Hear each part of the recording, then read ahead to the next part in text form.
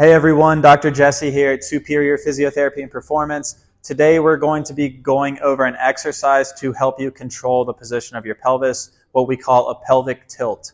So when we're talking about our pelvis, you can kind of think of it like a bucket. We can dump that bucket out forwards into an anterior pelvic tilt, or we can tip that bucket backwards into a posterior pelvic tilt. Now, if you're someone who has had back pain or currently has back pain, this is something that may be a good exercise for you to help you control that pelvic position. You don't need a lot of space for this. You don't need a lot of time or a ton of equipment to do this exercise. So all great things for you. Anthony's going to be using a foam roll today. You can use a foam roll. You can also use some Pilates blocks if you have some of the foam Pilates blocks.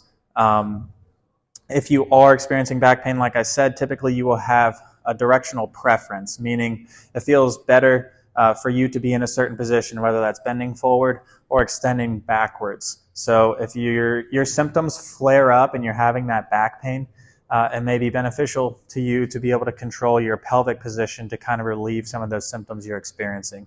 So to start off with, Anthony, I'm going to have you in quadruped position here. And then you're going to have that foam roll underneath you, as so here. You want that foam roll touching your stomach a little bit above your belly button. You don't want it to be so high that you're arched up or so low that you're extended to start out with. You want to be in a position that's relatively neutral here in the back.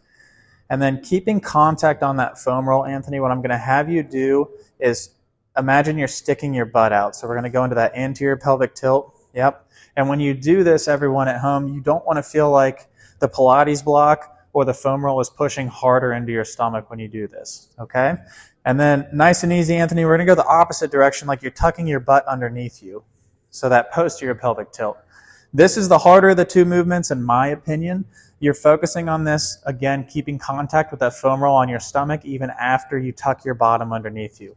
This will be a sequence you move through 10 to 15 times, kind of just get everything loosened up, get the feel for what that feels like to go into an anterior pelvic tilt versus a posterior pelvic tilt.